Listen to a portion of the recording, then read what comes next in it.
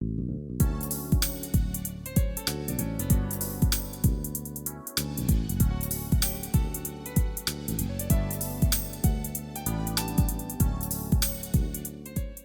we're hosting a thought leadership series on enabling economic inclusion. The focus of this session is to look at practical ways to support entrepreneurs and SMEs, and also to look at the ways that you measure the impact of that support. Good afternoon, everyone.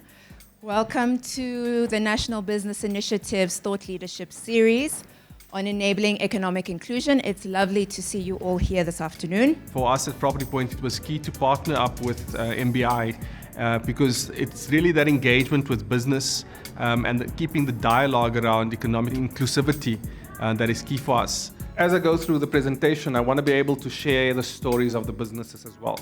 Because there's one thing looking at impact and there's one thing sharing some data with you. But the lived realities comes when you hear the stories of the entrepreneurs that's going through this process.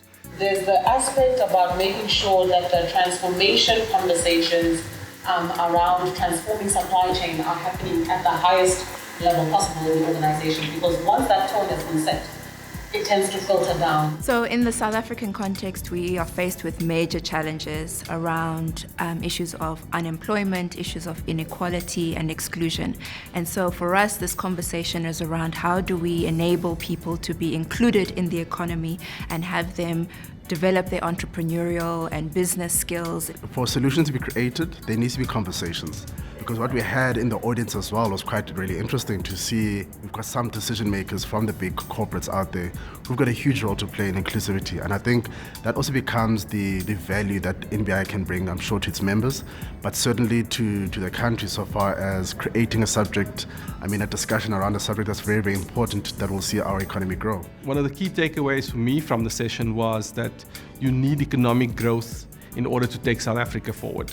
So the question is, when do we start engaging with education? I heard you saying DTI and all that, but when do we start with education where we can prepare them from a very early age so that when they face the challenges, they know what to do? So we've been very fortunate to partner with Growth Point and Property Point for this thought leadership dialogue. Growth Point is a member of the National Business Initiative, and so we wanted to use this opportunity to showcase a case study on the work that they've been doing. They've recently released a 10-year development impact report, which talks about the impact of their engagement and their support of entrepreneurs and SMEs. And we thought for our other members and other stakeholders, this would be a very useful and interesting topic to explore deeply.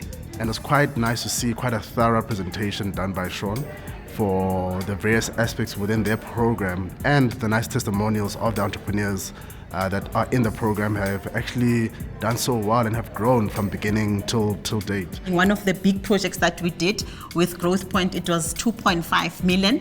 And within that project, because of we're starting, we did not have even a startup capital. But through Property Point, they also unlocked funding for us through Nedbank. We got a funding from Nedbank in executing the project, and we did execute that project and completed very well. And the uphill that most young entrepreneurs face against established business. Then you are black, then you are black female, then you are young black female. The hill is even steeper. In the work that we do, we support small businesses. We develop businesses and we engage big corporates in terms of engaging these businesses in their supply chain.